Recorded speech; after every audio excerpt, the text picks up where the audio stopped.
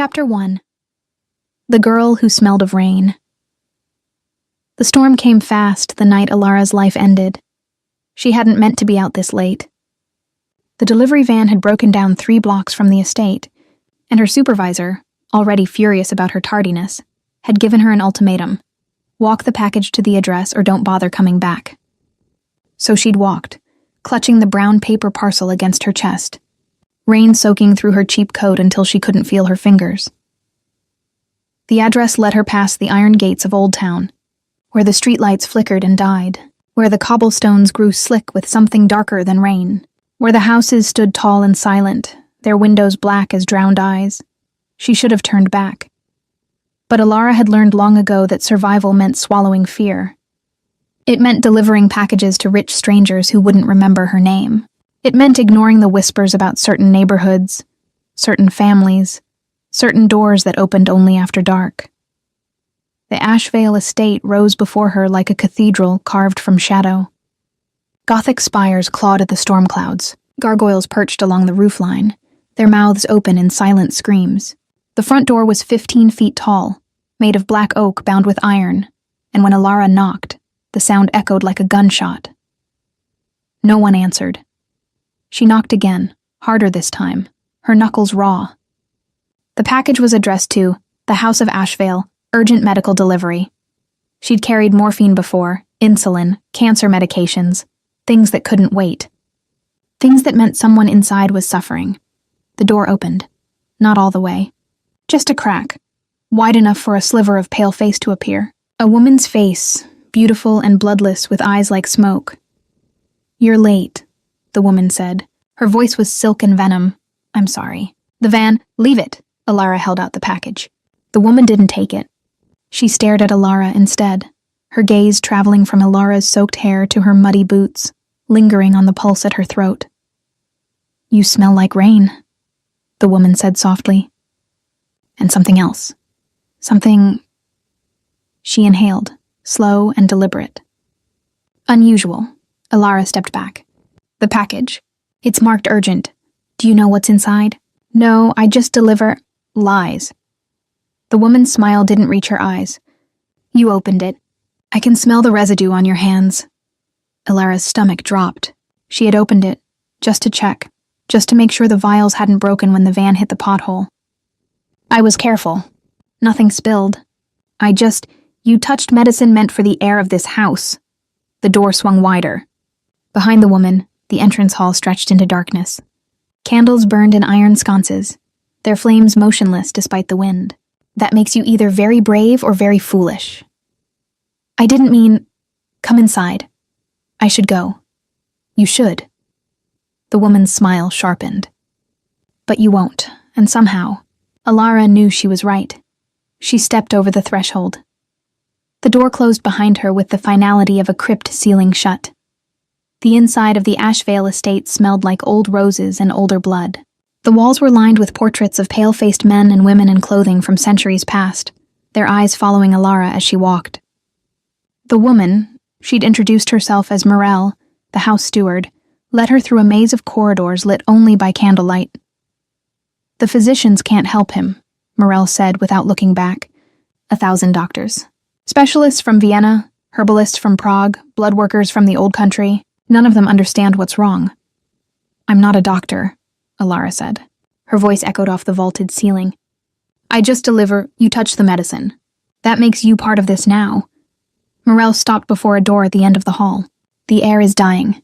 His father, Lord Ashvale, has spent fortunes trying to save him. This delivery is the last option. If it fails..."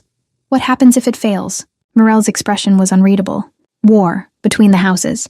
Between those who believe we can adapt and those who believe we must control." She pushed open the door, and millions of humans will die in the crossfire. The room beyond was vast and cold. A 4-poster bed stood at the center, draped in black silk. Medical equipment surrounded it. IV stands, monitors, machines that beeped softly in the darkness. And in the bed, barely visible beneath the covers, lay a figure so still Alara thought he might already be dead. Then she saw his hand. It rested on top of the blanket, fingers long and elegant, skin so pale it looked carved from marble. but the veins beneath were black, spreading up his arm like cracks in porcelain. Poison, Morel said quietly. From a rival house. It's in his blood now. Changing him. Killing him from the inside. Alara moved closer, drawn by something she couldn't name. The man's face was half hidden by shadows, but she could see the sharp line of his jaw, the dark hair that fell across his forehead. He looked young, maybe 30, but something about him felt ancient. The medicine, Morel prompted. Alara handed over the package with trembling hands. Morel tore it open, revealing 6 vials of clear liquid. She loaded one into a syringe, her movements precise and mechanical. Hold him down, Morel ordered. What? When the injection enters his system, he'll wake. And he'll be violent. Morel's eyes met Alara's.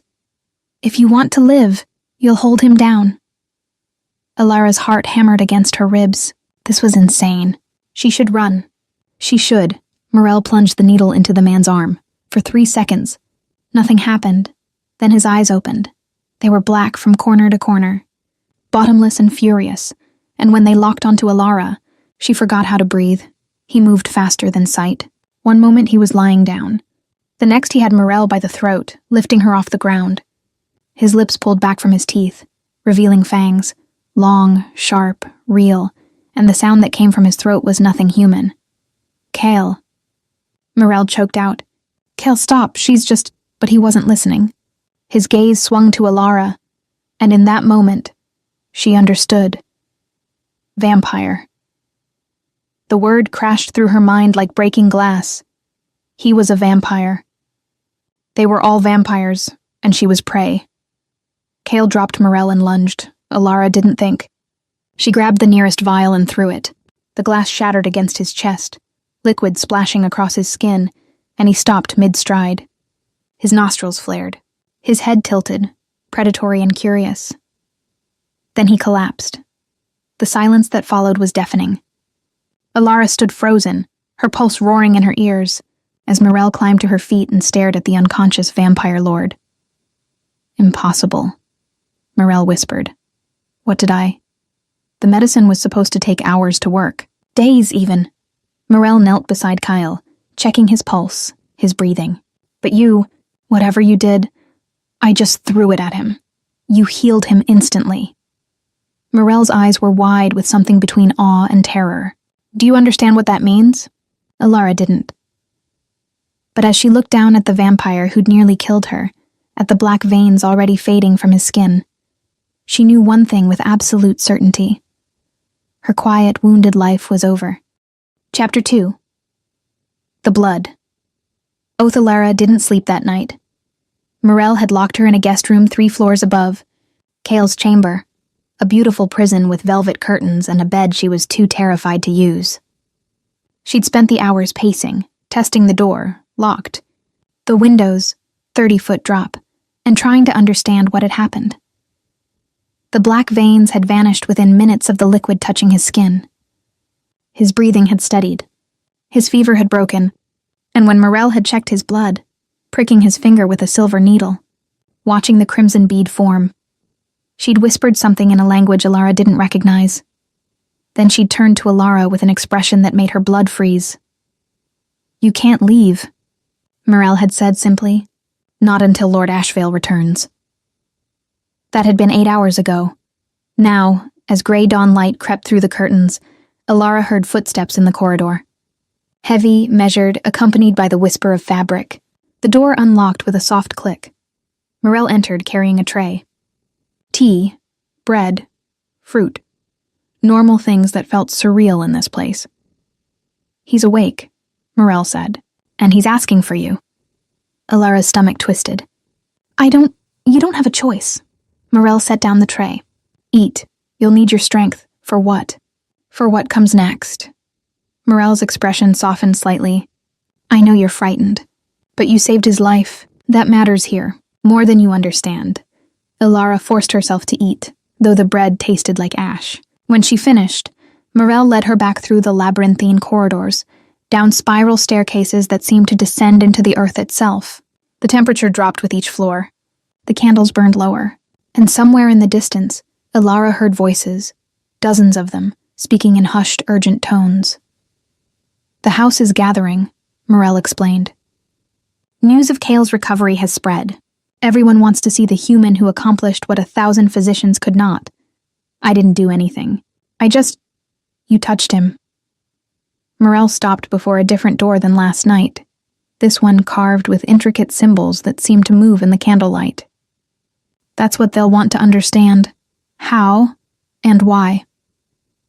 The door opened before Morel could knock. Cale stood in the doorway. He was dressed now. Black shirt, black trousers, boots that made no sound on the stone floor. His hair was pulled back from his face, revealing features that were too perfect to be entirely human. High cheekbones, a mouth that looked carved for cruelty, and eyes, no longer black, but a deep amber, that studied Alara with an intensity that made her want to run. "Leave us," he said to Morel. "My lord." "Protocol dictates," I said leave. His voice wasn't loud. It didn't need to be. Morel bowed her head and retreated, and Alara was left alone with the vampire she'd healed. He moved aside, gesturing for her to enter. She did, because what else could she do? The room was a study, floor-to-ceiling books, a desk covered in maps and papers, a fireplace where flames crackled despite the lack of visible wood. Cale closed the door and leaned against it, blocking her exit. "Sit," he said. "I'd rather stand." That wasn't a request. Alara sat. Her hands were shaking, so she clasped them in her lap. Cale watched her with the patience of a predator who knew his prey couldn't escape. "What's your name?" he asked finally. "Alara. Alara." He tested the word, rolling it on his tongue. "No family name?" "Not anymore." Something flickered in his expression. Recognition, perhaps, or sympathy. "You ran from something. It wasn't a question." Alara said nothing. Cale moved to the desk, pouring 2 glasses of wine from a crystal decanter. He held one out to her. When she didn't take it, he set it on the table beside her chair. "I should thank you," he said, returning to his position by the door, "for saving my life. I didn't know what I was doing. That makes it more impressive." He sipped his wine, his eyes never leaving her face. "Do you know what was in those vials?" "Medicine. For poison. Nightshade extract. Purified silver suspension. Holy water blessed by 12 different faiths." His smile was humorless. "Every substance designed to kill my kind, distilled and combined. The theory was that fighting poison with poison might purge the toxin from my blood." Alara's throat was dry. "Did it work?" "No, the physicians tried it on rats first.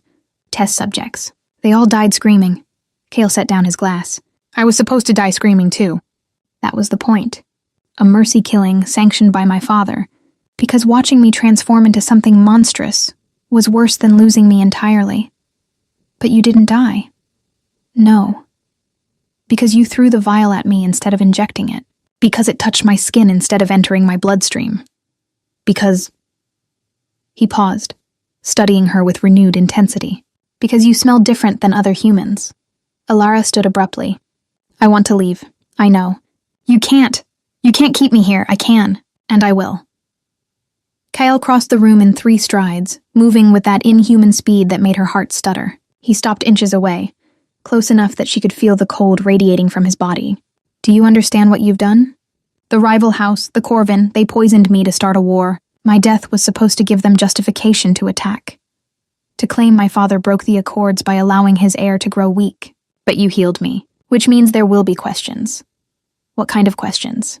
"The kind that get humans killed." His voice dropped lower. "They'll want to know how you did it.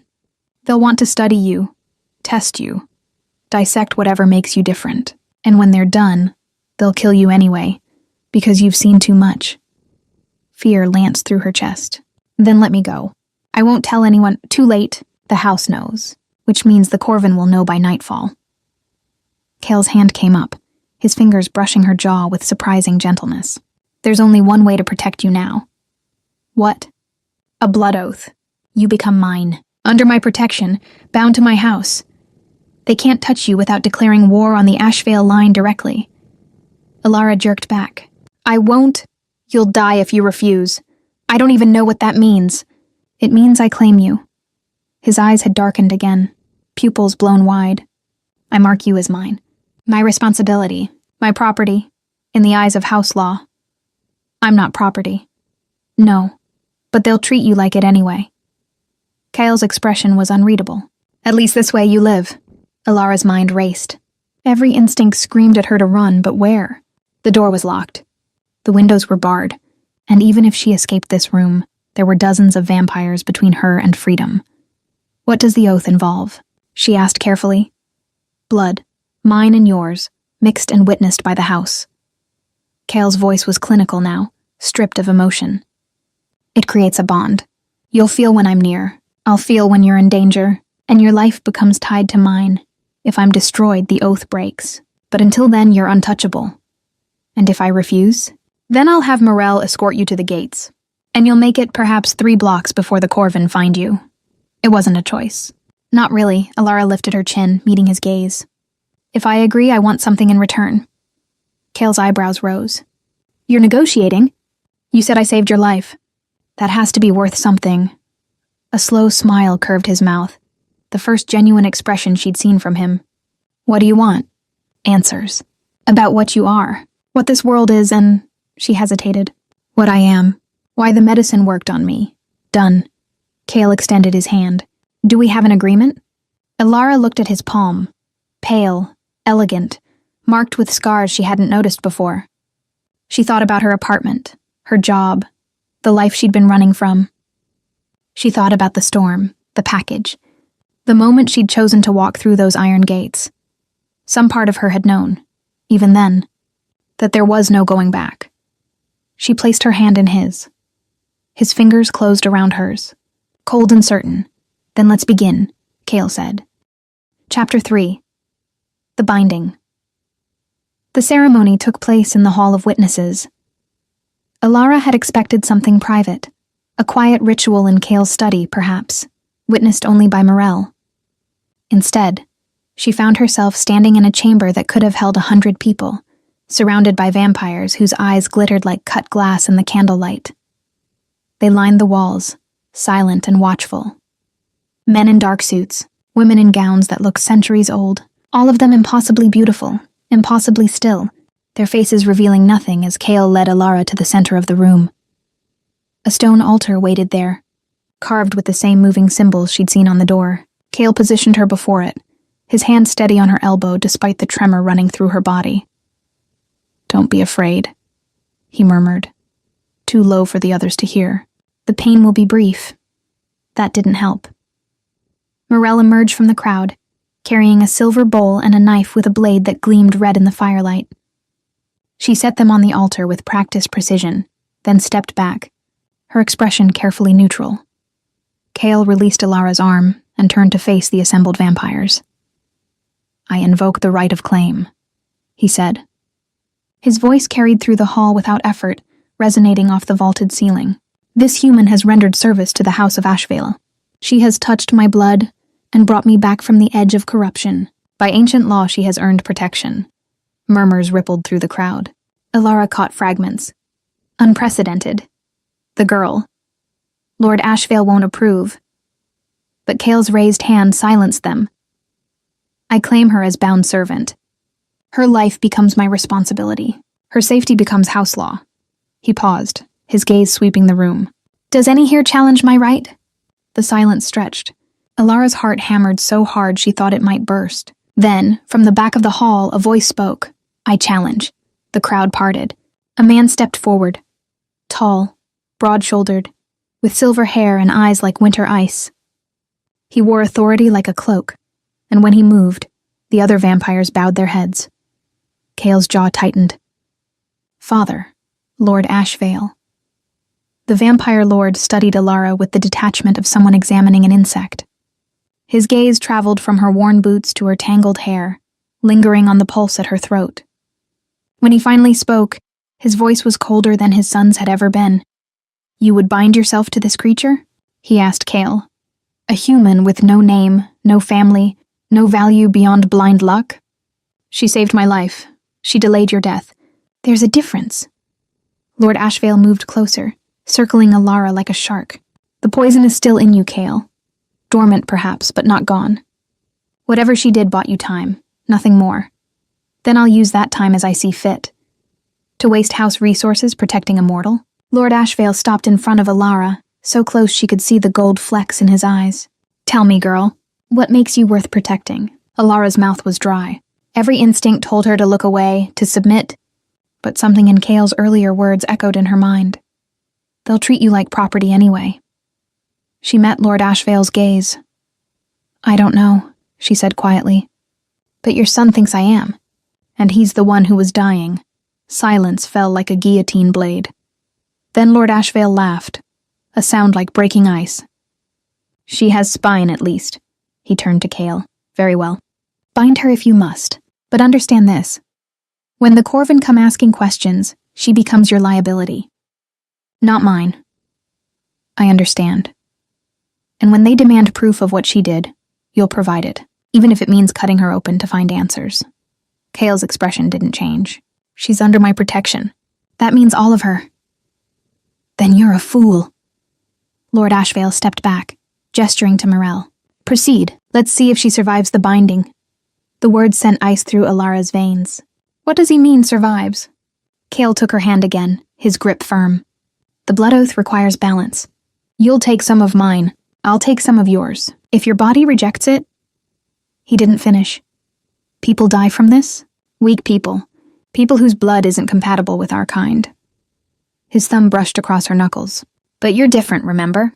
Whatever let you heal me might let you survive this. Might? I won't lie to you, Alara. There's a risk. His voice dropped lower. But it's still better than the certainty of what the Corvin will do. She wanted to pull away. She wanted to scream, but the vampires were watching, and Lord Ashvale's expression promised that any hesitation would be her last. Tell me what to do, she whispered. Cale picked up the knife. The blade caught the light, throwing red shadows across his face. Give me your hand, she did. He turned her palm upward, his fingers gentle despite the weapon he held. Then, without warning, he drew the blade across her skin. The pain was sharp and immediate. Blood welled in the cut, dripping into the silver bowl. Alara bit back a gasp, but Cale's hand tightened around hers, not restraining, but anchoring. Breathe, he said softly. You're doing well. When the bowl was half full, he released her hand and turned the knife on himself. He pressed the blade to his palm, cutting deep without flinching. His blood flowed black at first, then red, mixing with hers in the bowl. The moment their blood touched, Alara felt it. A pulse.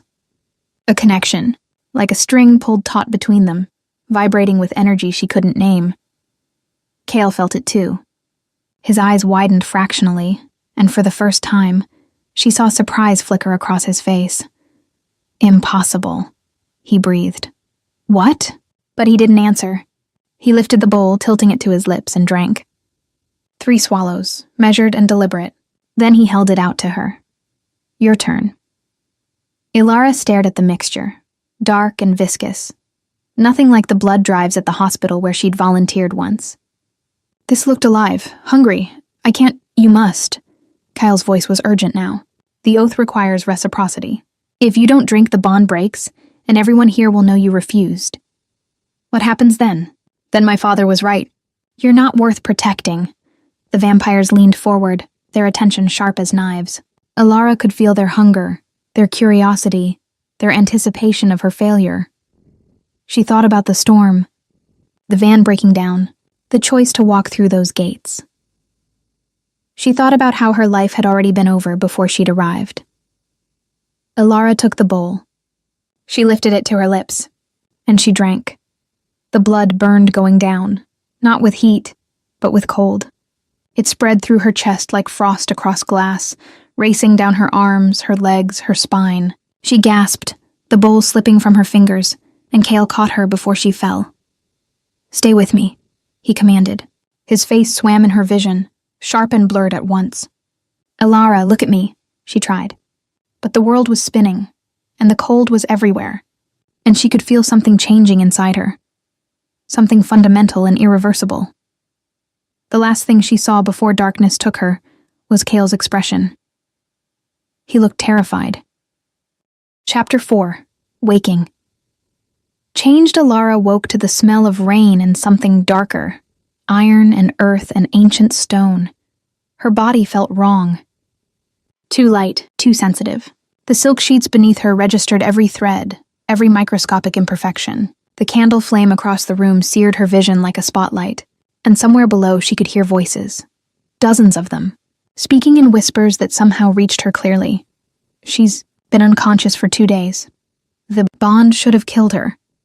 Cale hasn't left her. Sighed, Alara's eyes snapped open. The ceiling above her was unfamiliar. Dark wood beams, carved with symbols that seemed to writhe when she looked directly at them. She was in a different room than before, smaller and warmer, with a fire burning in the hearth and curtains drawn against whatever lay beyond the windows. Movement in her peripheral vision made her turn her head. Cale sat in a chair beside the bed, his posture rigid with exhaustion. His shirt was wrinkled, his hair loose around his shoulders, and dark circles shadowed his eyes. He looked like he hadn't slept since the ceremony. When he saw she was awake, relief flooded his features so completely that for a moment, he looked almost human. "You're alive," he said. Not a question. A prayer. Alara tried to speak, but her throat was raw. Cale was beside her instantly, helping her sit up, pressing a glass of water to her lips. She drank greedily, and the liquid tasted different, clearer, sharper, like she could sense every mineral dissolved in it. What happened?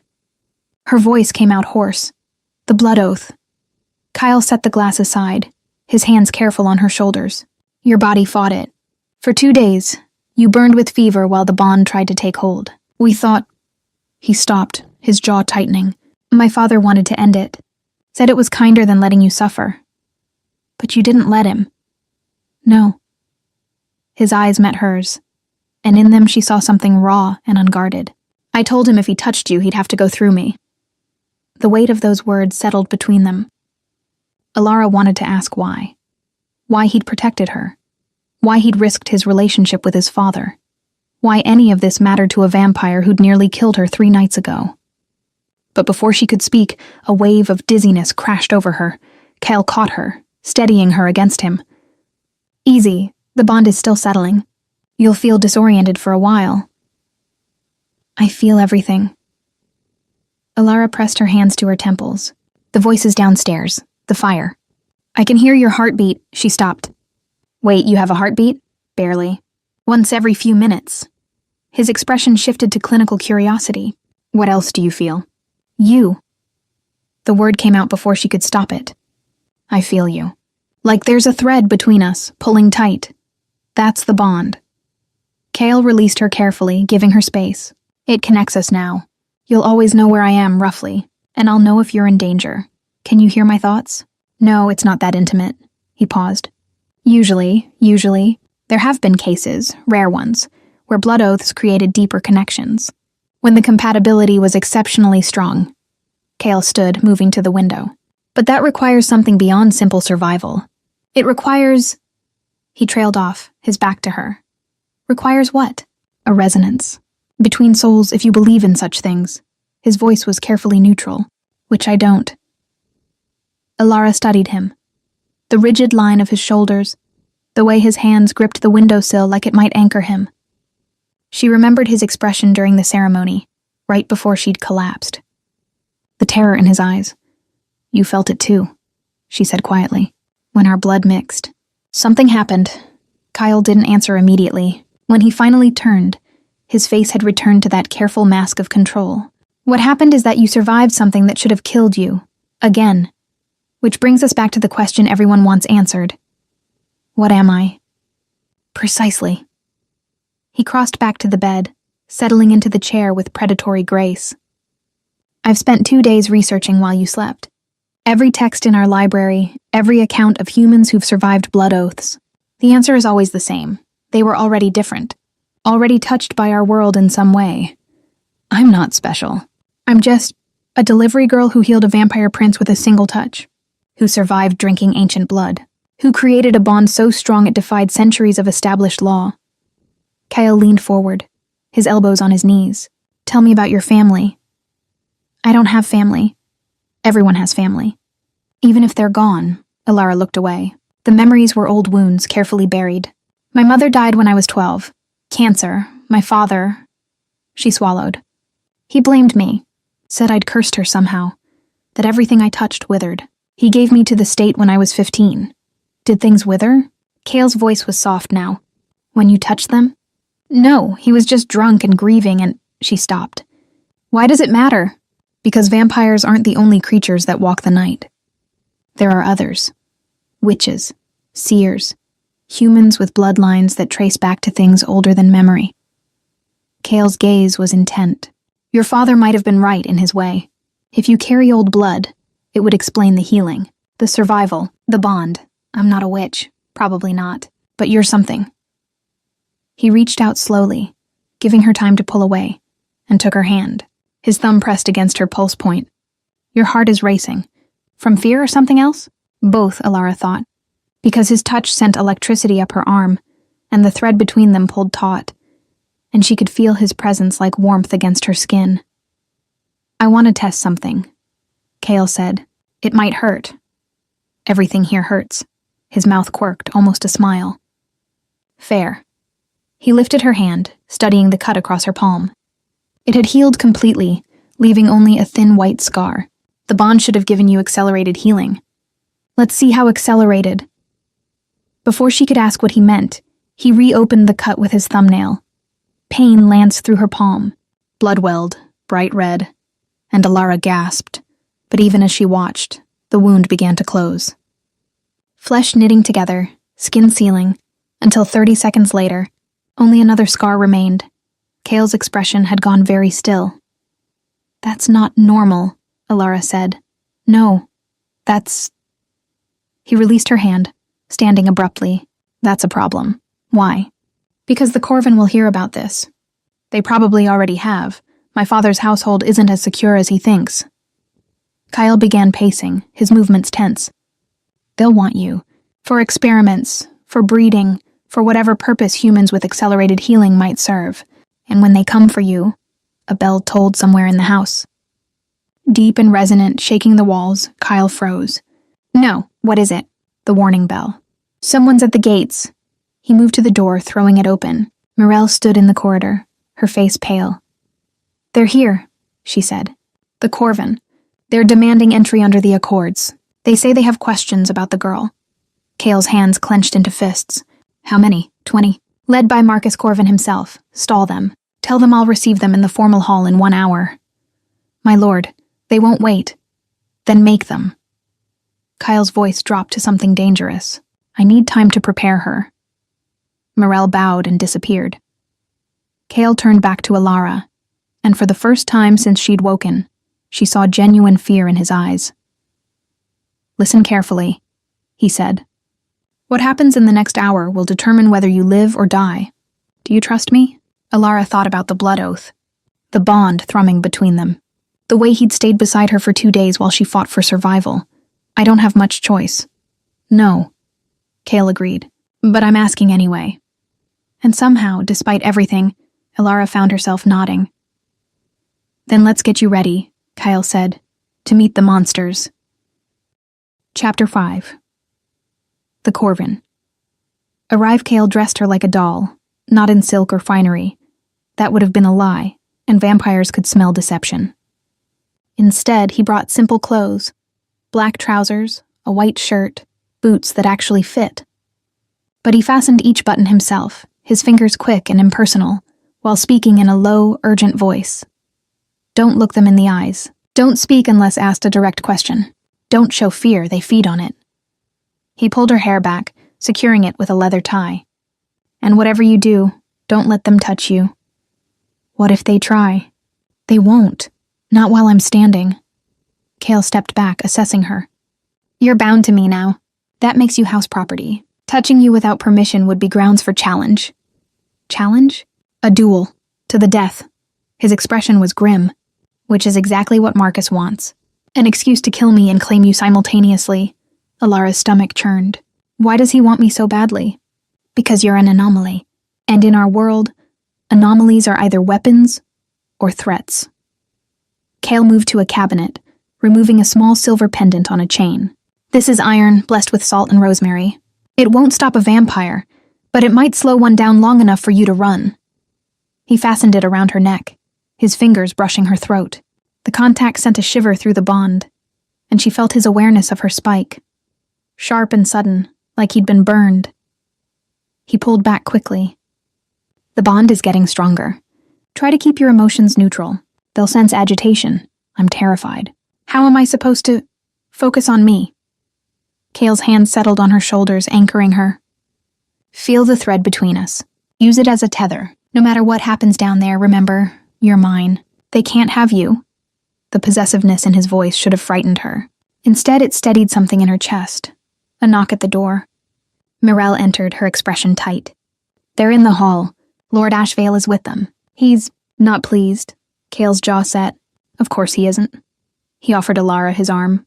Stay close. Don't leave my side. They descended through corridors that felt colder than before, past vampires who watched with predatory interest. Alara could feel their hunger pressing against her skin like a physical weight.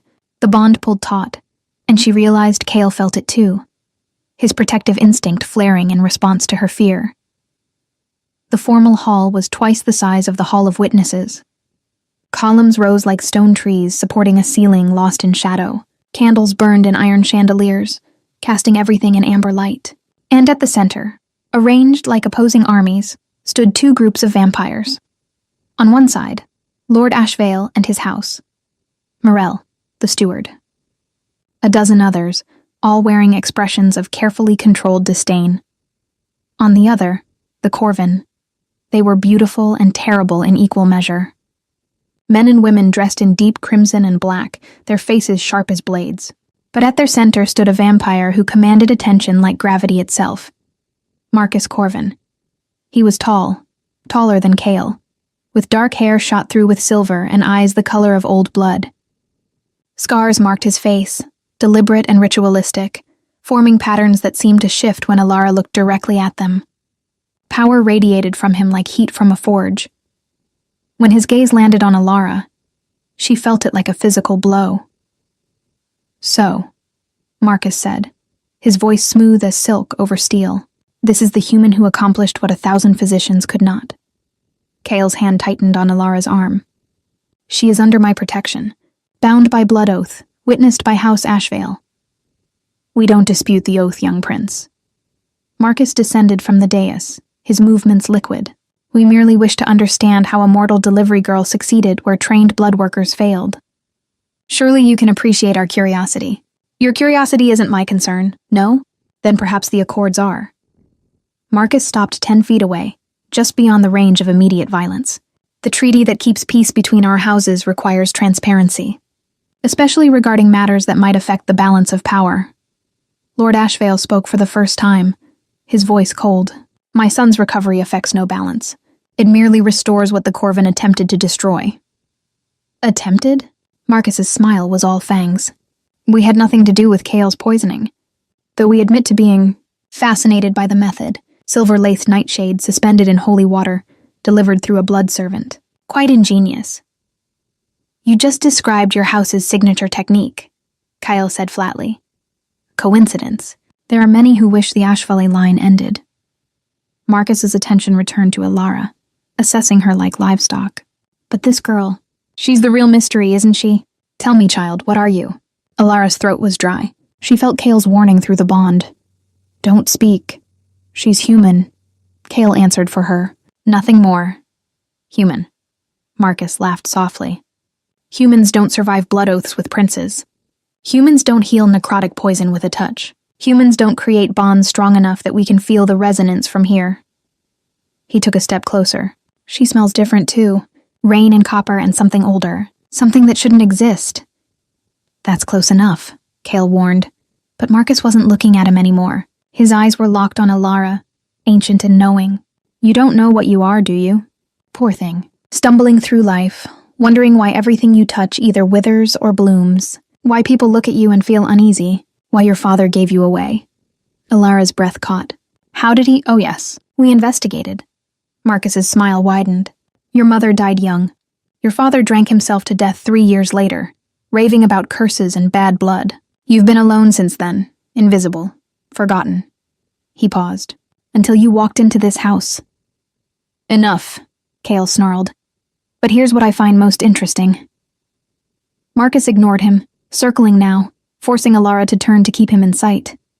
You healed Cale instantly. Yet in your entire life before this, you never healed anyone. Never showed any gift at all. Which suggests the power isn't yours, it's reactive. Triggered by something specific. What are you implying? Lord Ashvale's voice was sharp. I'm implying that this girl is a catalyst. That she doesn't heal, she amplifies. And if that's true... Marcus stopped directly in front of Alara. So close she could see the red flecks in his irises. Then whoever controls her controls the potential to strengthen any vampire she touches. To cure any poison. To tip any war. Silence fell like an executioner's blade. You can't have her, Cale said quietly. The oath stands. The oath is a formality. Easily broken. Marcus finally looked at Cale, and his expression was almost pitying. You're not strong enough to keep her, boy. Not against what's coming. Try me.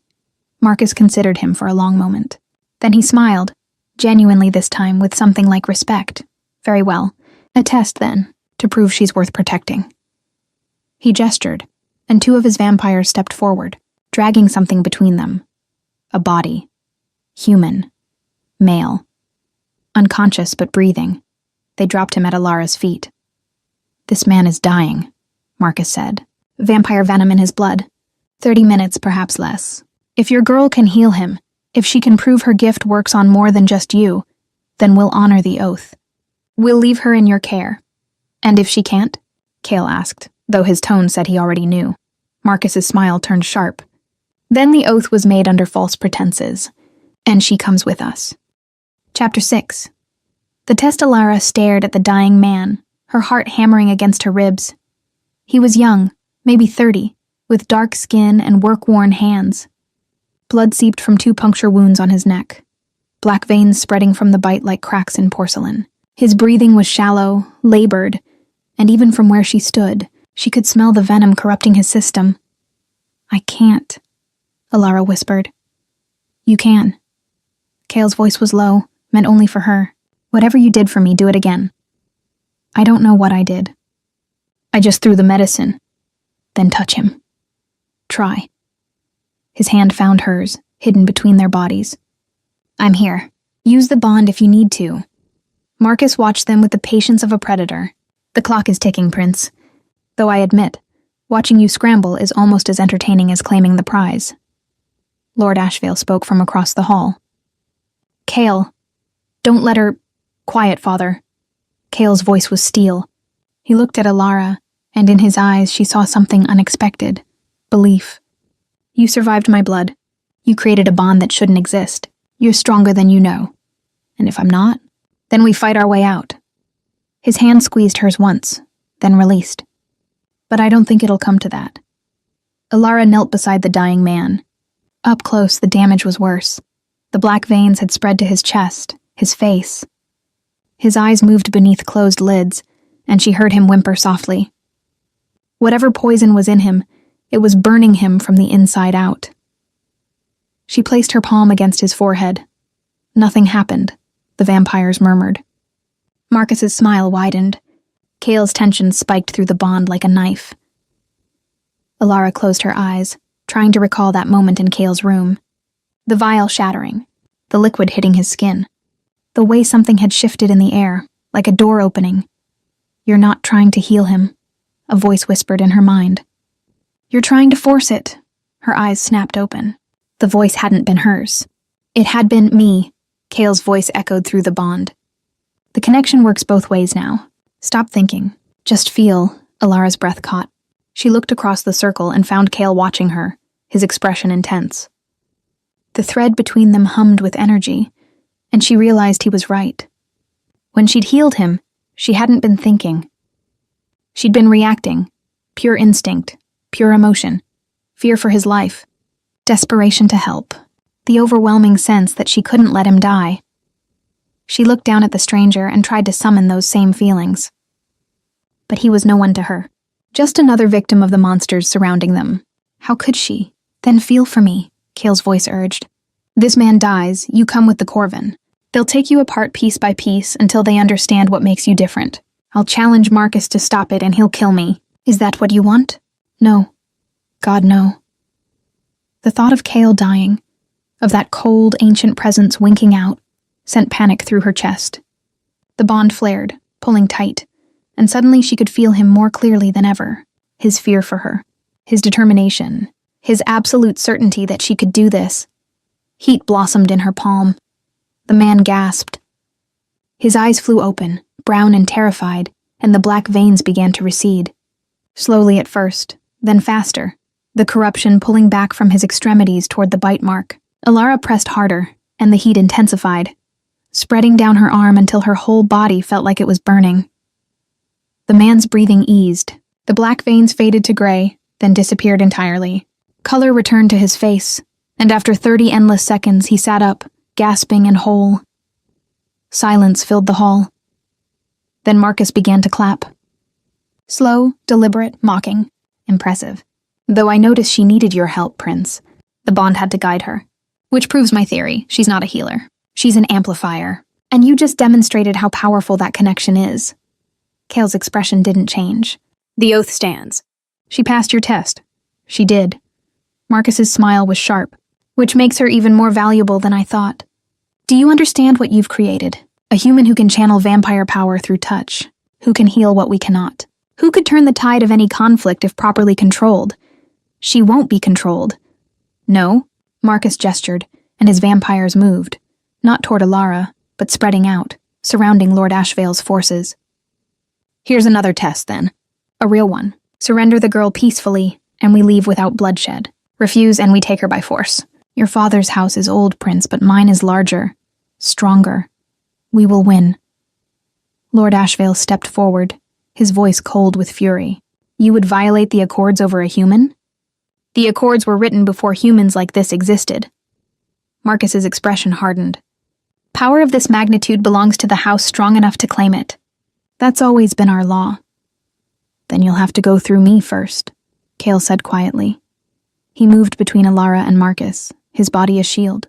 Power radiated from him, not as overwhelming as his father's, not as ancient as Marcus's, but fierce and certain.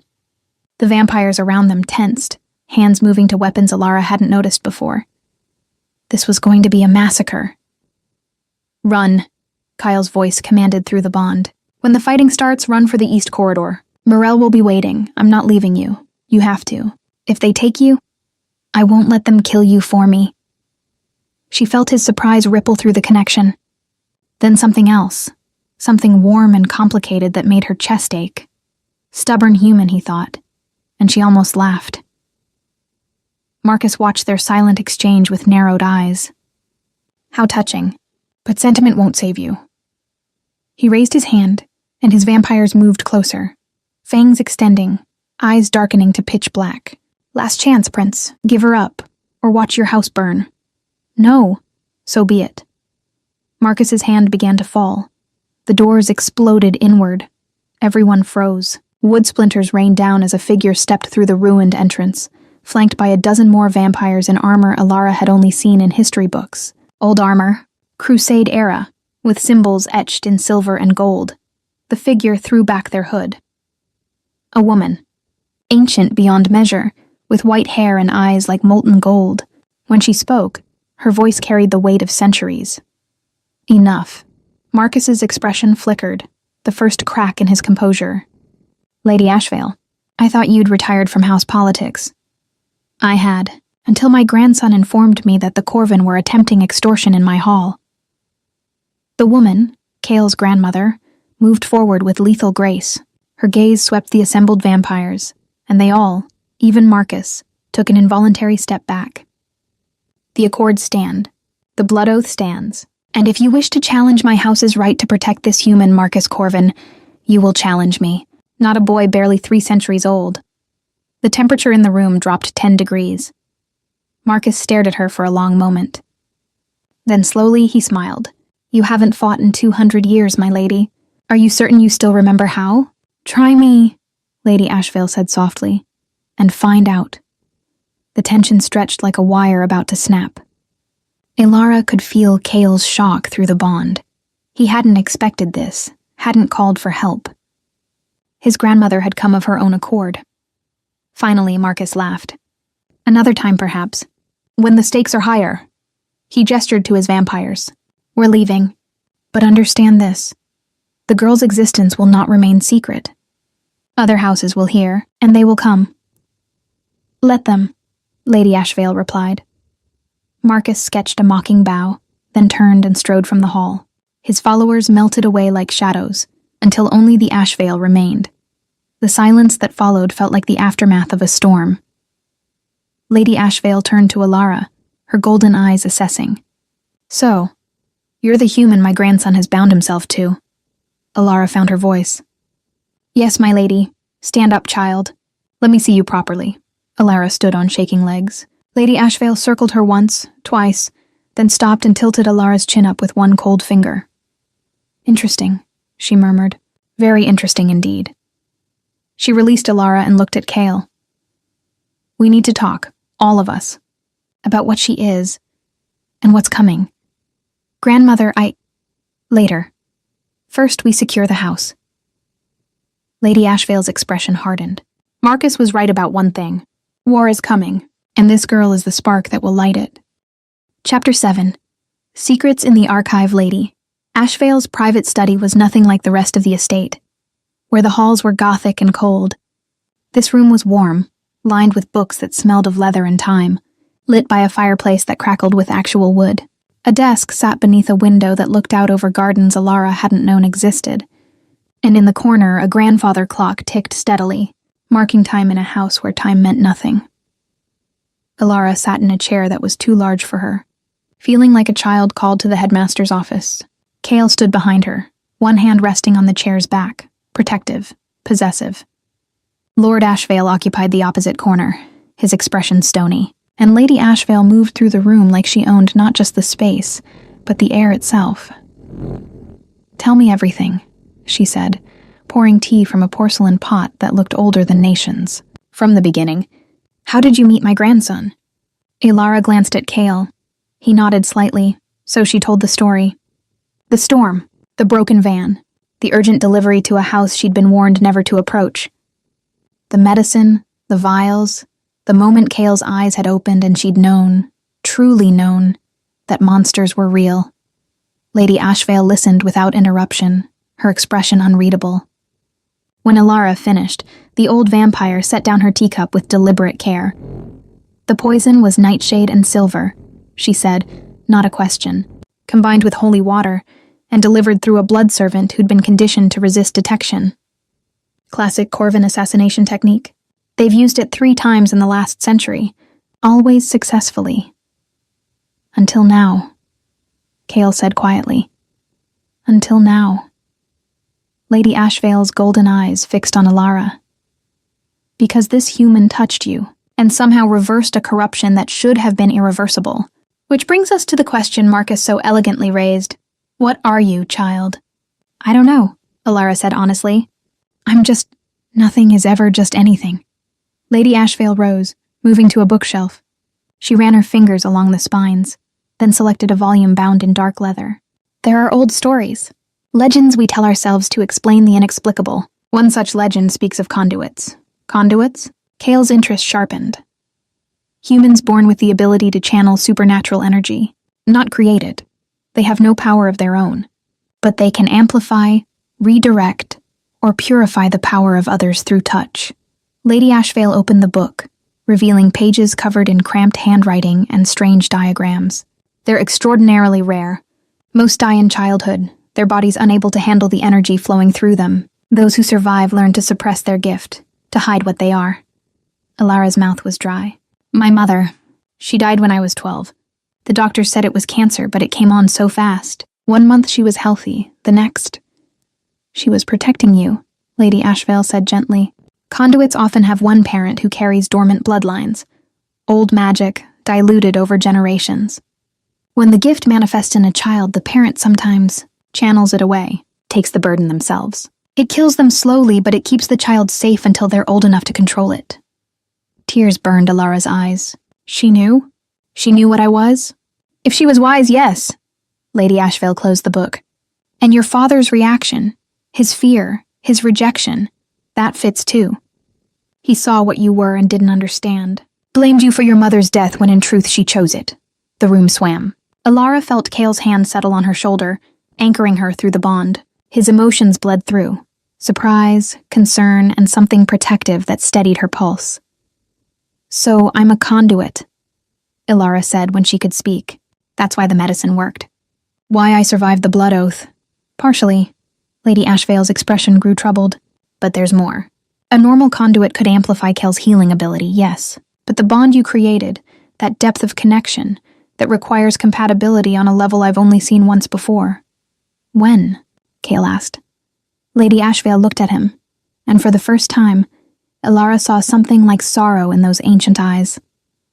Your grandfather and I. When we were young, before the houses turned politics into blood sport. He was human when we met, a scholar researching vampire mythology. I was supposed to kill him for knowing too much. She smiled faintly. Obviously I didn't. You turned him, Lord Ashvale said. His voice was flat. Made him immortal so you could keep him. I gave him a choice. He chose me. Lady Ashvale's gaze returned to Alara. But before the turning, we attempted a blood oath, to see if our bond was strong enough to survive the transformation, and when our blood mixed, we felt it, that pull, that resonance. Like two notes in perfect harmony, Alara's heart stuttered. She felt Cale's reaction through the bond, shock and denial warring with something deeper. You're suggesting, Cale said carefully, that Alara and I have that kind of compatibility. I'm saying it's possible. The bond formed too easily, too completely. For a vampire barely 300 years old, and a human who'd never touched our world before. Lady Ashvale shook her head. It shouldn't have worked. Unless there was something fundamental drawing you together. Fate? Alara's voice came out bitter. You're saying we're fated? I'm saying chemistry exists even between species. And sometimes, that chemistry is so strong it transcends normal boundaries. Lady Ashvale set the book on the desk, which presents a problem. The Corvin, Cale said. And the others. By now, every house within 1,000 miles knows about you. Alara, a human conduit who can amplify vampire abilities, who created a bond with an Ashvale heir, who survived drinking ancient blood. Lady Ashvale's expression hardened. They'll come for you, not just to control you, but to breed you, to see if your gift can be passed down, replicated, weaponized. Horror crawled up Alara's spine. They can, and they will, unless we're strategic. Lady Ashvale looked at her son. We need to move her, somewhere the other houses can't reach. Where? Lord Ashvale's skepticism was clear. There's nowhere in our territory they won't search. Then we go outside our territory. Kyle's voice was firm. The old sanctuary, in the mountains. Lord Ashvale's expression darkened. That place has been sealed for 50 years. It's not safe. It's safer than here, warded against magical tracking, remote enough that an army would be visible from miles away. Kyle looked at his grandmother. You know I'm right. Lady Ashvale considered this. The wards would need to be renewed. And someone would need to stay with her. She can't defend herself against our kind. I'll stay. The words came out before Cale could stop them. Absolutely not. Lord Ashvale snapped. You're the heir. Your place is here, with the house. My place is protecting what's mine. Cale's hand tightened on Alara's shoulder. The blood oath makes her my responsibility. I won't abandon that. Then you're a fool. Lord Ashvale's voice was ice. She's a human, Cale. She'll be dead in 70 years, less if the Corvin find her. Don't throw away your future for something temporary. She's not temporary. Cale's voice dropped, dangerous. And if you try to separate us, you'll find out exactly how strong the bond has become. Father and son stared at each other, the air crackling with tension. Alara felt caught between them, a prize they were fighting over, except Kyle wasn't fighting to own her. He was fighting for her right to exist. Lady Ashvale raised a hand. Enough. Kyle, you'll take her to the sanctuary. Morel will accompany you, along with 4 guards. You leave tonight. Grandmother, tonight, she repeated firmly. Before the Corvin realize we're moving her. Before the other houses mobilize. She turned to Alara. Pack nothing. Bring nothing that can be tracked. And understand this, child. The moment you leave this estate, you're at war. Every vampire in the region will be hunting you. Your only advantage is Cale and the bond you share. Alara met those golden eyes. Why are you helping me? Because I remember what it's like to be human and afraid. Lady Ashvale's expression softened slightly. And because my grandson looks at you the way his grandfather looked at me. Like you're worth dying for. She paused. Don't make him regret it. Chapter 8. The journey north they left at midnight, when the moon was a sliver and the roads belonged to shadows. Alara sat in the back of an armored car that looked like it had survived several wars, wedged between Chaol and Morel. 4 guards occupied the vehicle ahead, vampires whose names she hadn't learned, whose faces were hidden behind tactical gear that seemed anachronistic and modern all at once. The city fell away quickly. Streetlights gave way to darkness, highways to country roads, civilization to wilderness. Chaol hadn't spoken since they'd left the estate, his attention fixed on the window, watching for threats that Alara couldn't see. But she could feel him through the bond. Tension coiled tight as wire, readiness thrumming just beneath his skin, and underneath it all, something she was learning to recognize, fear. Not for himself, for her. How far is the sanctuary? Alara asked quietly. 4 hours by car, Morel answered when Chaol didn't. In the Black Ridge Mountains. It was built 3 centuries ago as a refuge during the House Wars, abandoned when peace was established, but the wards still hold. What kind of wards? Blood magic, binding spells, protections that prevent magical tracking and repel uninvited vampires. Morel's voice was clinical. Once we're inside, no one will be able to find you unless they physically locate the building. Which, given the terrain, is nearly impossible. Nearly, Alara repeated. Nothing is absolute in our world. Morel glanced at Chaol. My lord, we should discuss protocols, later. Chaol's voice was clipped. After we're secure, the car hit a pothole, jarring them. Alara's hand flew out instinctively, catching herself against Chaol's arm. The contact sent electricity through the bond, sharp and immediate, and she felt his control waver for just a moment. He pulled away, creating distance between them. Sorry. It's fine. But it wasn't. The bond was getting harder to ignore, and every touch amplified it. She could feel his awareness of her like a second heartbeat, and she wondered if he felt the same. If the connection was as overwhelming for him as it was for her. The radio crackled. A voice from the lead vehicle urgent. Contact. 3 vehicles approaching from the south. Fast. Chaol's expression went cold. Can you identify? Unmarked. Black SUVs. They're not trying to hide. Corvin, Morel breathed. How did they find us so fast? Alara's voice pitched higher. They must have been watching the estate, waiting for us to move. Chaol leaned forward, speaking into the radio. Increase speed. Take the forest route. That's not secure. It's more secure than leading them straight to the sanctuary. Do it. The car lurched as they turned sharply, leaving the paved road for something that barely qualified as a path. Trees closed in on both sides, branches scraping against the windows. The vehicle ahead disappeared into the darkness, only its taillights visible. Behind them, headlights appeared. 3 sets, growing closer. They're gaining, Morel said. Chaol's hand moved to something beneath his coat. A weapon Alara hadn't known he was carrying. How many do you think? 4 per vehicle. Maybe 12 total. Morel pulled out her own weapon, a blade that gleamed silver in the dim light. We have 6. Bad odds. Not if we're smart. Chaol turned to Alara. Listen carefully. If they catch us, I need you to run. Follow the North Star, see it? He pointed through the window. The sanctuary is due north. 10 miles on foot through the forest. You'll reach it by dawn if you move fast. I'm not leaving you. You don't have a choice. His eyes met hers, fierce and urgent. If they take you, everything my grandmother bought with her intervention is wasted. You're what matters, not me. That's not... The rear window exploded.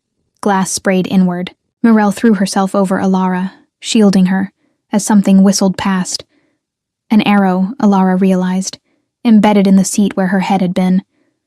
Silver-tipped. Meant to kill. Drive faster, Chaol shouted. The car accelerated, fishtailing on the dirt road. Another arrow struck the rear door, punching through metal. Behind them, the SUVs were close enough that Alara could see figures leaning out the windows, crossbows raised. Chaol lowered his window, twisting to return fire. The gunshot was deafening in the enclosed space. Alara saw one of the pursuing vehicles swerve, its tire exploding, but it didn't stop. The driver compensated, and they kept coming. "The bridge is ahead," the lead vehicle radioed. "Should we cross?" Kyle hesitated for only a second. "Yes, then blow it. My lord knew it." The car surged forward. Through the windshield, Alara saw it. A narrow suspension bridge spanning a ravine, old wood and rope that looked like it had been there since the sanctuary was built. The lead vehicle hit it first, the whole structure swaying under the weight. Then they were on it. The wood groaned. Rope creaked. Below, Alara glimpsed a drop that seemed to go on forever, river water gleaming white in the moonlight. She grabbed Cale's arm without thinking, and his hand covered hers, steady despite the chaos. "Almost there," he murmured. They reached the far side. The vehicle ahead was already stopped, guards pouring out, carrying something bulky. Explosives, Alara realized with sick certainty. The Corvin SUVs reached the bridge. "Now!" Cale shouted. The explosion was smaller than Alara expected, a series of precise detonations that severed the support ropes. The bridge collapsed in sections, falling away into the ravine. The first SUV tried to brake, but momentum carried it forward. Alara watched in horror as it plunged over the edge, disappearing into darkness. The other two vehicles stopped just in time. Silence fell, broken only by the sound of the river far below and Alara's ragged breathing. Cale helped her out of the car. Her legs barely held her. Around them, the guards were checking weapons, securing the perimeter. But all Alara could focus on was the ravine, and the fact that they'd just killed people. "They would have done worse to you," Cale said quietly. Reading her expression, "The Corvin don't take prisoners. They take specimens, I know. She swallowed. "I've never seen anyone die before." "You'll see worse before this is over." He touched her face, gentle despite the blood on his hands. "I'm sorry, but this is what our world looks like." Morel approached, her expression grim. "The other vehicles will find another way across. We bought maybe an hour. We need to move." "How far to the sanctuary?" Cale asked. 2 miles, but the terrain is rough. Then we run." Cale looked at Alara. "Can you?" She thought about her quiet life delivering packages, about how unprepared she was for any of this. Then she felt the bond humming between them, steady and certain, and found strength she didn't know she had. Yes. They ran. Through forest so dark Alara could barely see 3 feet ahead, over roots and rocks that tried to trip her, past trees that loomed like giants, their branches reaching down like claws. The guards led the way, moving with inhuman grace, while Morel brought up the rear. And Cale stayed beside Alara, matching her pace, ready to catch her if she fell. The bond guided her when her eyes failed. She could feel him, his direction, his determination, and she followed that feeling through the darkness. After an eternity, they broke through the tree line. The sanctuary rose before them, a stone fortress built into the mountainside, its walls weathered by centuries but still standing. Gothic architecture that matched the Ashvale estate, but older, wilder, more like a cathedral that had been reclaimed by nature. "We made it," Alara gasped. "Not yet." Kyle moved to the entrance, massive doors carved with symbols that glowed faintly in the darkness. He pressed his palm against them, and Alara felt power surge through the bond. "The wards recognize Ashvale blood. They'll let us in." The doors opened with a groan of ancient metal. Beyond lay darkness deeper than the forest. But it was safety. It was sanctuary. They stepped inside, and the doors sealed behind them. In the silence that followed, Alara heard her heartbeat, felt the bond settling, and realized that for the first time since she'd walked into the Ashvale estate, she could breathe. "Welcome," Cale said softly, "to your new home." Chapter 9. Between Trust and Desire. The sanctuary was beautiful in the way abandoned churches were beautiful. Haunting. Timeless, marked by decay and memory. Morel and the guards dispersed to secure the perimeter and check the wards, leaving Alara alone with Cale in what had once been a great hall. Moonlight filtered through stained glass windows, depicting battles between vampires and creatures she didn't recognize. Dust motes danced in the air. Furniture sat beneath white sheets like ghosts waiting to wake. "There's a room upstairs," Kale said, his voice echoing off stone. It was meant for human guests. It should still be habitable. Alara followed him up a spiral staircase, her legs aching from the run. Every step sent pain through muscles she'd forgotten she had. She must have made a sound because Kyle stopped and turned back. You're hurt. Just tired. He studied her face, then her body, his expression clinical. You pushed yourself too hard. Humans aren't built for that kind of exertion. I kept up, didn't I? You did. Something flickered in his eyes. Respect, maybe, or surprise. Most wouldn't have. The room he led her to was smaller than her quarters at the estate, but warmer somehow. A 4-poster bed dominated the space, covered in blankets that looked hand-woven. A fireplace held wood that was probably centuries old but would still burn. And through the window, she could see the forest stretching endlessly into darkness. There's a bathroom through there, Kale said, gesturing to a door. The water might be cold at first, but the pipes still work. Morel will bring supplies in the morning, clothes, food, whatever you need. And you? Alara asked. Where will you be? Close. He moved to the fireplace, using some technique she didn't understand to coax the ancient wood into flame. The bond won't let me go far anyway. If you need me, just... He paused, searching for words. Just think loudly. Despite everything, Alara almost smiled. Think loudly? The connection is getting stronger. I'm starting to hear you when your emotions spike. Nothing clear, no words, but impressions. Feelings. His back was still to her. It's intrusive. I apologize. Can you hear me now? Yes. He turned and his expression was unguarded for once. Fear, exhaustion, and something else. Curiosity, maybe, or confusion. Both. Alara sank onto the bed, suddenly boneless. I don't understand any of this. A week ago I was delivering packages and avoiding my landlord. Now I'm hiding in a vampire sanctuary because I'm some kind of supernatural amplifier that everyone wants to dissect or breed. Kale crossed to her, kneeling so they were eye level. I know this isn't the life you chose, and if I could change it, if I could send you back to that quiet, anonymous existence, I would. Would you? The question came out softer than she intended. Really? He hesitated, and in that hesitation, she felt it through the bond. The truth he didn't want to admit. That some part of him was glad. Glad she was here, glad the bond existed, glad he wasn't alone anymore in the particular way he'd been alone for centuries. No, he said finally, I wouldn't, which makes me selfish, or honest. Alara reached out, surprising herself, and touched his face. His skin was cold under her palm, but the bond flared warm. I'm angry about what happened, terrified about what's coming, but I'm not sorry I met you. Kale's eyes darkened. You should be. I'm the reason you're in danger. You're also the reason I'm alive. Her thumb brushed his cheekbone. The Corvin would have killed me in that hall if not for you. Your grandmother, Morel, the guards, they're protecting me because of you. Because of the bond. Is there a difference? The question hung between them. Kale's hand came up, covering hers, and for a moment they stayed like that, frozen in a tableau that felt both intimate and fragile. Then Morel's voice echoed up the stairs. My lord, we have a problem. Kale was on his feet instantly, the vulnerable moment shattered. Stay here, he told Alara. Lock the door. What's wrong? I don't know yet. He was already moving toward the stairs. But don't open this door for anyone except me. Not even Morel. Do you understand? Alara nodded, fear lancing through her chest.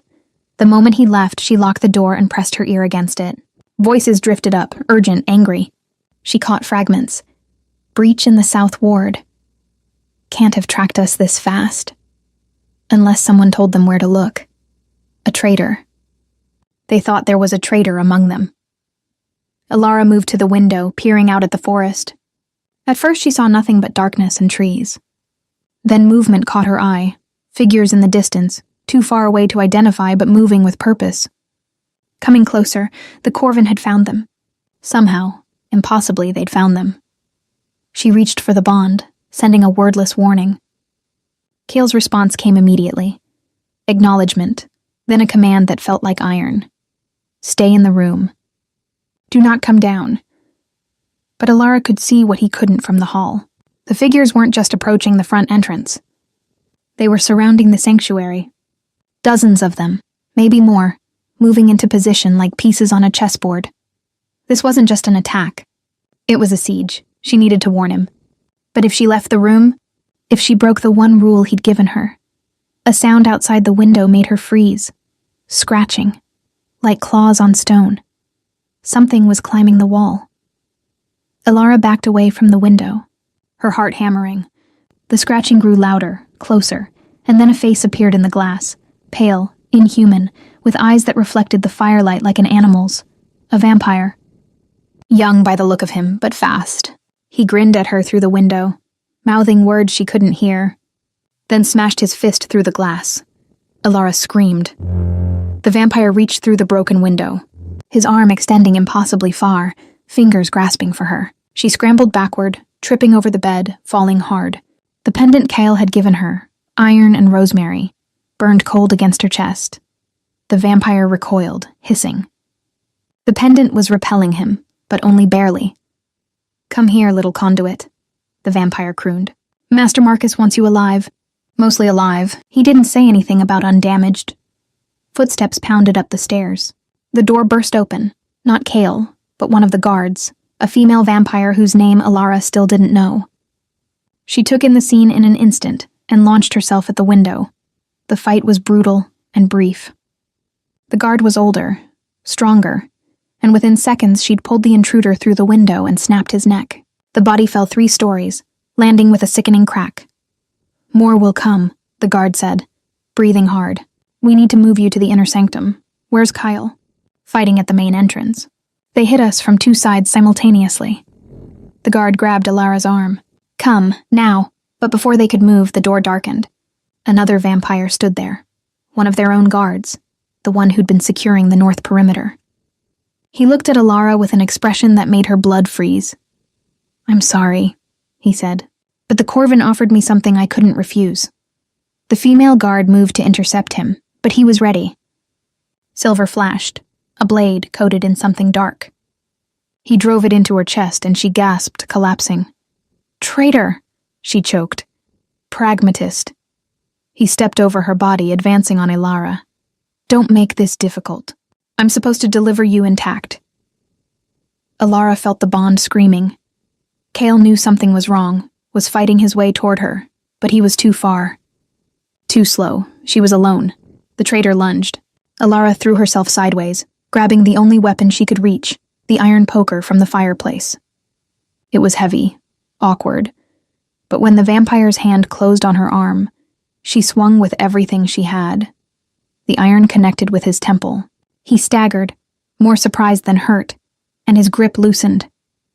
Alara ran, out the door, down the hallway toward the stairs. Behind her, the traitor recovered, his footsteps impossibly fast. She wasn't going to make it. Wasn't going to... Cale appeared at the bottom of the stairs. His eyes found hers, then shifted to the vampire behind her. His expression went absolutely cold. "Touch her again," Cale said softly, "and I'll make you beg for death." The traitor stopped, suddenly uncertain. Then he smiled. "You're outnumbered, Prince. Surrounded. Surrender the girl, and maybe you'll survive the night." Cale's answer was to move. He was up the stairs before Alara could blink, catching the traitor by the throat and slamming him into the wall. The impact cracked stone. Blood sprayed, black and viscous, as Cale's hand punched through the vampire's chest and ripped out something vital. The traitor's body crumbled to ash. Cale turned to Alara, breathing hard, covered in blood. "Are you hurt?" She shook her head, unable to speak. "Good." He pulled her against him, one arm wrapping around her waist. "Hold on, we're leaving." "Leaving? But the sanctuary is compromised. They'll keep coming until they have you." His voice was grim. "There's only one place left where you'll be safe. And we need to go now." Chapter 10. The Choice. They escaped through tunnels Alara hadn't known existed. Cale led her down into the sanctuary's foundation, through passages carved from living rock that descended so deep she lost all sense of direction. Morel and 2 remaining guards followed, their footsteps echoing in the darkness. Behind them, the sounds of battle faded, replaced by dripping water and their own ragged breathing. "Where are we going?" Alara gasped. "The catacombs connect to a network of caves. They'll take us 5 miles east, past the Corvin's perimeter. Kale's grip on her hand was iron. From there, we travel on foot to the Old Court. The Old Court? Where the first houses met to forge the Accords. Neutral ground. Even Marcus won't violate it openly. Kale glanced back. Morel, status? Both guards dead. The sanctuary will fall within the hour. Morel's voice was tight with barely controlled fury. We lost everything because of one traitor. We lost a building. That's all. Kyle pulled Alara around a corner, down another passage. The house survives as long as I do, and I survive as long as she does. The words settled over Alara like a weight. The bond confirmed what she'd suspected. Kyle wasn't just protecting her out of duty. The connection between them had grown so strong that her death would break something fundamental in him. Maybe kill him outright. That's not fair to you, she said quietly. Life rarely is. They emerged from the tunnels into a cave system that took Alara's breath away. Crystalline formations glittered in the light from Morel's torch, reflecting it into 1,000 colors. Underground rivers carved through stone, their water so clear she could see the bottom. And everywhere, carved into the walls, were symbols, old magic, ancient protections, layers of history she couldn't begin to understand. This way. Kyle guided her along a narrow path beside one of the rivers. Watch your step. The stone is slick. They walked for what felt like hours. Alara's legs burned. Her lungs ached, but she didn't complain. Around them, the caves shifted and changed, sometimes vast as cathedrals, sometimes so narrow they had to turn sideways to pass through. Finally, Kyle stopped. Ahead, a crack of light showed where the caves opened to the outside world. Dawnlight. Pink and gold and impossibly beautiful after so long in darkness. We rest here, he said. Morel, take the guards. Scout the perimeter. I need to know if the Corvin followed. Morel hesitated. My lord, you shouldn't be alone. I'm not alone. Kale looked at Alara. And right now, I need to speak with her privately. Morel bowed her head and retreated with the guards, their footsteps fading into the caves. Silence fell. Kale sat on a flat stone near the river, his shoulders slumping with exhaustion. For the first time since the attack, he looked vulnerable. Almost human, Alara sat beside him. What did you need to talk about? A choice. Kyle's voice was rough. One I should have offered you before the blood oath, but I was too focused on keeping you alive to consider the consequences. What choice? He turned to face her, and his eyes were amber in the growing light. You can't go back to your old life. The Corvin know what you are, and they won't stop hunting you. Ever. Which means you have 3 options. Alara's throat tightened. Tell me. First, I can petition my grandmother to grant you asylum in another country. Far from the houses, somewhere remote. You'd live under a false identity, always looking over your shoulder, but you'd be alive and human. What's the second option? The Old Court can offer permanent sanctuary. You'd live there under their protection, serving as a neutral party between houses. It's a half-life, safe but isolated. You'd never leave their grounds, never see the outside world again, but the bond between us would remain. You'd feel me, always, even across the distance. The thought of that, of feeling Kale for decades, maybe centuries, without ever seeing him, made her chest ache. And the third option? Kel was quiet for a long moment. When he spoke, his voice was barely above a whisper. I could turn you, make you vampire. It would break the conduit gift.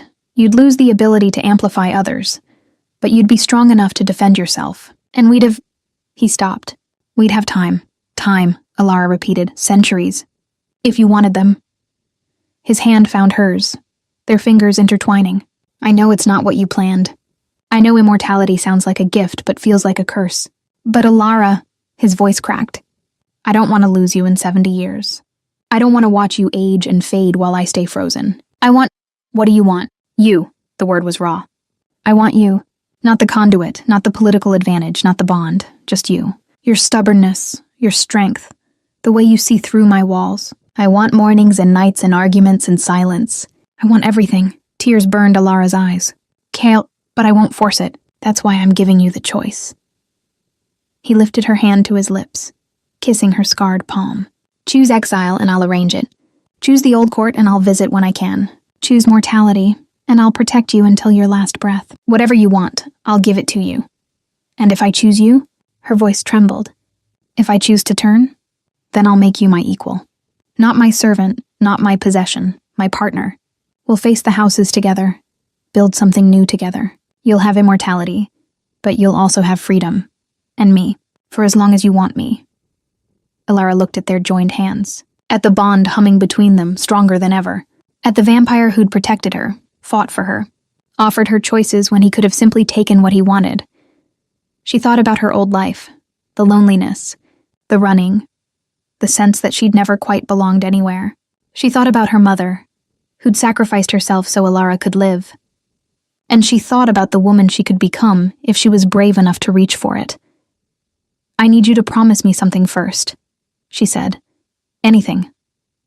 Promise me this is real, that what you feel isn't just the bond manipulating you, because I need to know, her voice broke. I need to know you'd want me even without it. Kyle cupped her face in his hands, his touch gentle despite his strength. The bond showed me what was already there. It didn't create feelings, it revealed them. And Alara, I have wanted you since the moment you threw that vial at me and looked at me, like I was a puzzle to solve instead of a monster to fear. I was terrified. You were magnificent. He leaned his forehead against hers. So yes, it's real. All of it. Alara closed her eyes, feeling the truth of his words through the bond.